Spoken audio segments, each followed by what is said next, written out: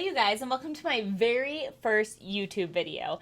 As always, this video is going to contain spoilers for Tears of the Kingdom, so if you haven't finished the game yet, go ahead and dip out, and hopefully I will see you later. But if you're still around, let's go ahead and dive into it. So, I just have one little question for you guys. What if I told you I know who these statues represent? I asked this same exact question on Twitter, and y'all really want to know, which is how I decided that this was gonna be my first YouTube video. Enjoy.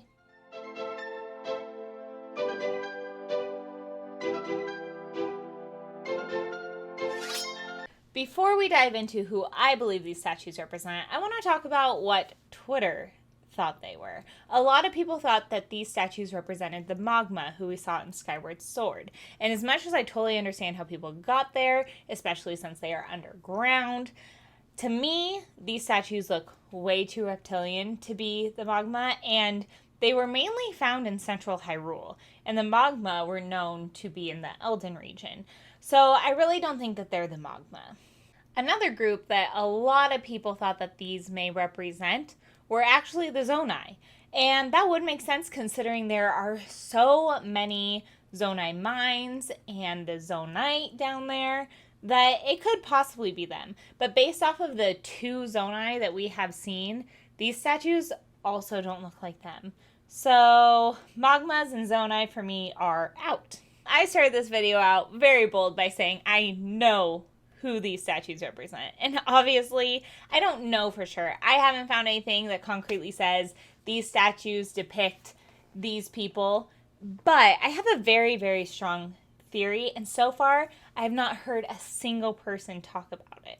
So, my theory is that there was a group that we heard about in Breath of the Wild that a lot of people looked over. Everyone was so focused on the Zonai.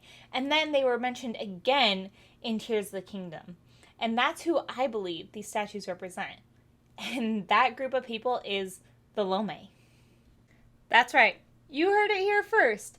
I believe that the people that are depicted underground are the Lome, the same people who are responsible for the Labyrinths. And I know what a lot of you are going to say.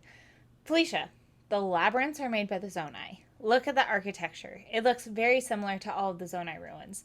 And as much as I understand that thought process, we actually don't know who made them. In Creating a Champion, page 342, it talks about that they don't even explicitly say who made them.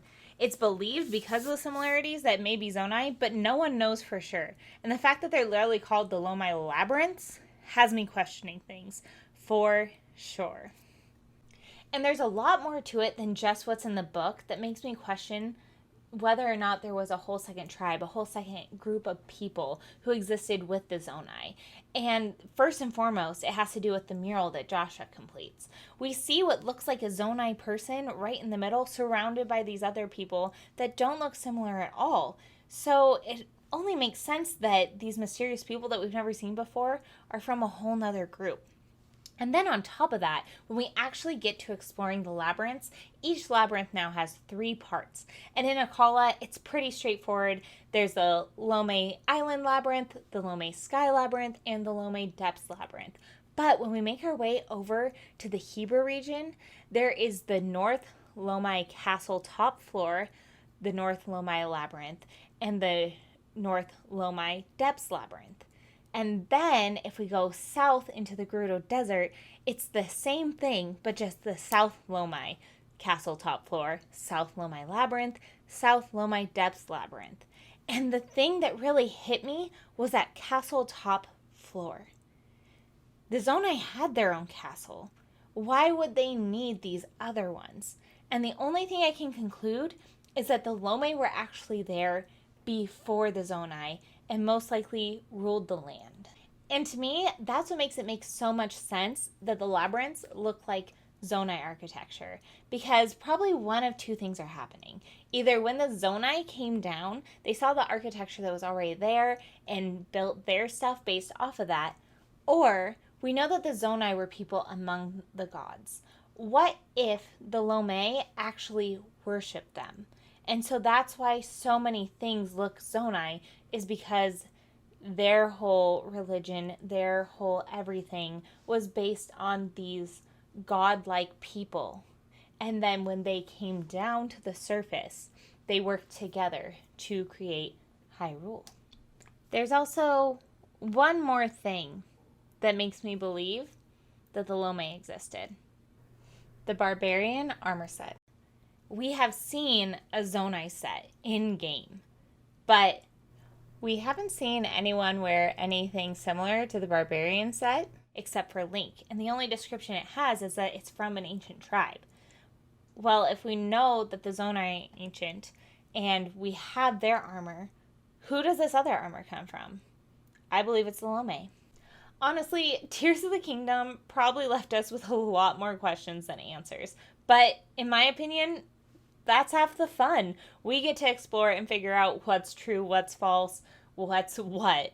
And if you want to join me on this adventure, please drop a sub here. I'm also on Twitter, TikTok, and Twitch. I'm almost exclusively Zelda content, and I talk about it a lot and would love to talk to you guys about it. Also, since this is my first video, I would absolutely love if you guys would give any tips, tricks, or pointers in the comments, and also let me know. Do you now think that it might be the Lome?